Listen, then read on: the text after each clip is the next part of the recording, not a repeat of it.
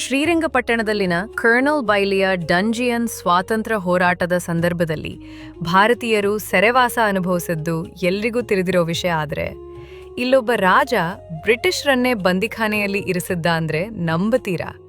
ಹೌದು, ಇದು ಬೇರೆಲ್ಲೂ ಇರದ ಅತಿ ಅಪರೂಪದ ಬ್ರಿಟಿಷರೇ ಸೆರೆಯಾಳಾಗಿದ್ದ ಕರ್ನಲ್ ಬೈಲಿಯ ಬಂದಿಖಾನೆ. ಮೈಸೂರು ನಗರದಿಂದ 20 ಕಿಲೋಮೀಟರ್ ಅಂತರದಲ್ಲಿ ಶ್ರೀರಂಗಪಟ್ಟಣದಲ್ಲಿರುವ ಈ ಬಂದಿಖಾನೆ ಯುದ್ಧದಲ್ಲಿ ಸೆರೆ ಹಿಡಿಯಲ್ಪಟ್ಟ ಬ್ರಿಟಿಷ್ ಅಧಿಕಾರಿಗಳನ್ನ ಇಡಲು ಹೈದರಾಲಿ ಹಾಗೂ ಟಿಪ್ಪು ಸುಲ್ತಾನ್ ನಿರ್ಮಿಸಿದ್ದಾಗಿದೆ.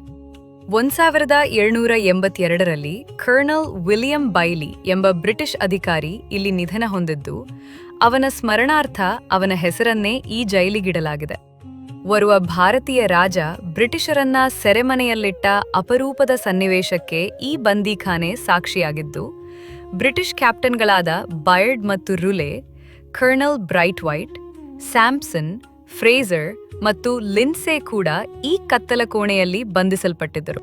ಕತ್ತಲ ಕೋಣೆಯ ವೈಶಿಷ್ಟ್ಯಗಳು: ಈ ಜೈಲು ನೆಲಮಟ್ಟಕ್ಕಿಂತ ಕೆಳಗೆ ಆಯತಾಕಾರದಲ್ಲಿದೆ.